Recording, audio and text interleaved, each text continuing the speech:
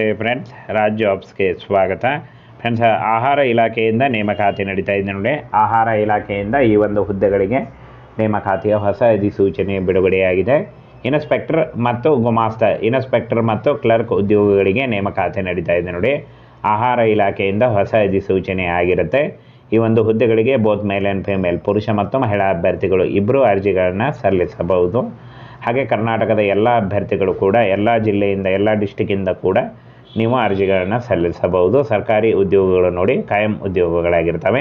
ಈ ಒಂದು ಹುದ್ದೆಗಳು ಸಂಪೂರ್ಣವಾಗಿ ಸರ್ಕಾರಿ ಉದ್ಯೋಗಗಳಾಗಿರ್ತವೆ. ಇನ್ನು ಖಾಲಿ ಹುದ್ದೆಗಳು 345 ಖಾಲಿ ಉದ್ಯೋಗಗಳಿದ್ದಾವೆ. ಹಾಗೆ ಡಿಸೆಂಬರ್ 31 ಅರ್ಜಿ ಸಲ್ಲಿಸಲಿಕ್ಕೆ ಕೊನೆಯ ದಿನಾಂಕ ಆಗಿರುತ್ತೆ ನೋಡಿ. ಕೊನೆಯ ದಿನಾಂಕದೊಳಗಾಗಿ ಆನ್ಲೈನ್ ಮೂಲಕ ಆಫಿಷಿಯಲ್ ವೆಬ್ಸೈಟಿಗೆ ಹೋಗಿ ನೀವು ಅರ್ಜಿಗಳನ್ನು ಸಲ್ಲಿಸಬಹುದು ನೋಡಿ. ಆನ್ಲೈನ್ ಮೂಲಕ ಆಫಿಷಿಯಲ್ ವೆಬ್ಸೈಟ್ನ ನೇರ ಲಿಂಕು ವಿಡಿಯೋ ಡಿಸ್ಕ್ರಿಪ್ಷನ್ ಬಾಕ್ಸಲ್ಲಿ ಇರುತ್ತೆ ನೋಡಿ. ಅಲ್ಲಿ ಹೋಗಿ ಆಹಾರ ಇಲಾಖೆಯ ಈ ಒಂದು ಹುದ್ದೆಗಳಿಗೆ ನೀವು ಕೂಡ ಅರ್ಜಿಗಳನ್ನು ಸಲ್ಲಿಸಬಹುದು. ಇನ್ನು ಫ್ರೆಂಡ್ಸ್, ಆನ್ಲೈನ್ ಮೂಲಕ ನೋಡಿ ಆಫಿಷಿಯಲ್ ವೆಬ್ಸೈಟ್ನ ನೇರ ಲಿಂಕು ವಿಡಿಯೋ ಡಿಸ್ಕ್ರಿಪ್ಷನ್ ಬಾಕ್ಸಲ್ಲಿ ಇರುತ್ತೆ ನೋಡಿ. ಹಾಗೆ ಇನ್ನು ಸಂಬಳವನ್ನು ನೋಡೋದಾದರೆ 29,000ದಿಂದ 92,000ವರೆಗೆ ಪರ್ ಮಂತ್ ಸ್ಯಾಲ್ರಿ ಆಗಿರುತ್ತೆ ನೋಡಿ ಆಹಾರ ಸರಬರಾಜು ನಿರೀಕ್ಷಕರಿಗೆ.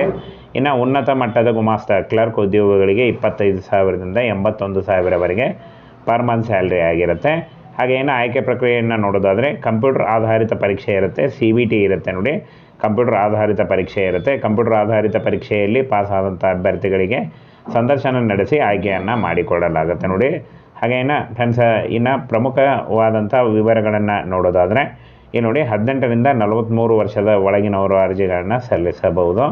SC ST ಮತ್ತು OBC ಅಭ್ಯರ್ಥಿಗಳಿಗೆ ವಯೋಮಿತಿ ಸಡಿಲಿಕೆ ಕೂಡ ಇರುತ್ತೆ. OBC ಅಭ್ಯರ್ಥಿಗಳಿಗೆ 3 ವರ್ಷ ಮತ್ತು SC ST ಅಭ್ಯರ್ಥಿಗಳಿಗೆ 5 ವರ್ಷಗಳ ವಯೋಮಿತಿ ಸಡಿಲಿಕೆ ಕೂಡ ಇರುತ್ತೆ.